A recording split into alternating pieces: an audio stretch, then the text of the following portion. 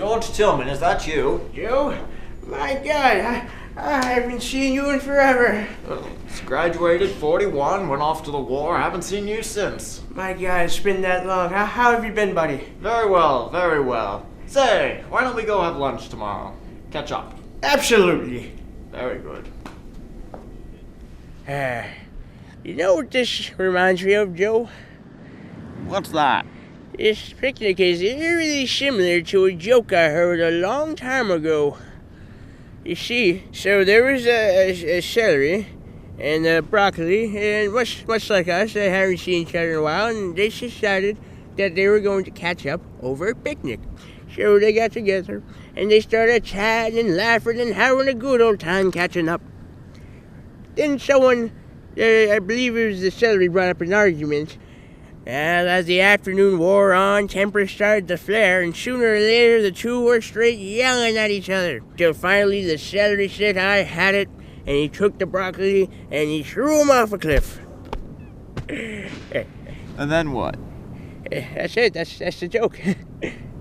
There's nothing funny about that. What do you mean? The celery threw the broccoli off the cliff. That's hilarious. No, it's not. That is the funniest joke I know, sir. Well, I must have forgotten how much of a shitty sense of humor you had. And I forgot. Shit, Jesus. Well, now so you were. Here's a punchline. Yeah. And that's the story of how I threw my buddy off a cliff for telling me my joke was shitty. Wow, tell me another story, Grandpa. Well, all right, Betty. Hey, did I ever tell you the story of how your grandmother and I got together? No, tell me.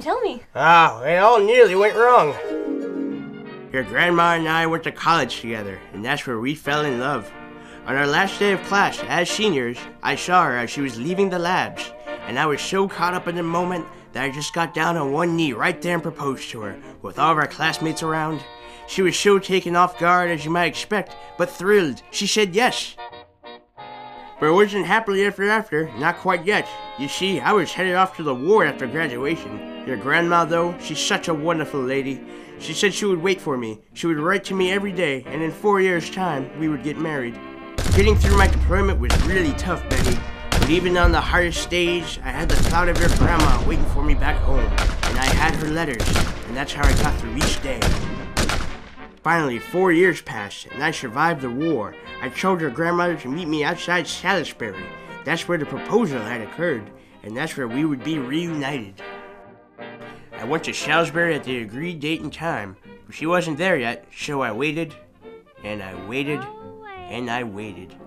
A couple of hours passed, and there was still no sign of her. I began to lose hope. I began to wonder if she had found someone else while I was away in Germany. But Betty, meanwhile, your grandma was waiting for me too, similarly losing hope. She was waiting outside Salisbury Estates, and I was outside Salisbury Labs. It was the silliest misunderstanding, and to think it could have been the end of us.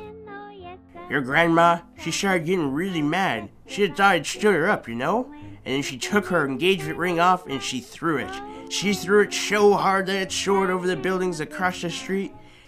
And at just that moment, I turned and faced the park, and you know what I saw? What? I saw the broccoli falling from its cliff. Are you serious? Yeah. God damn it, Grandpa. Hey, if you don't like my stories, you can start paying rent. I'm 9. I don't have money. Or you got your body and you got the streets. And that's when she threw me out the window. Cool story, bro. Yeah.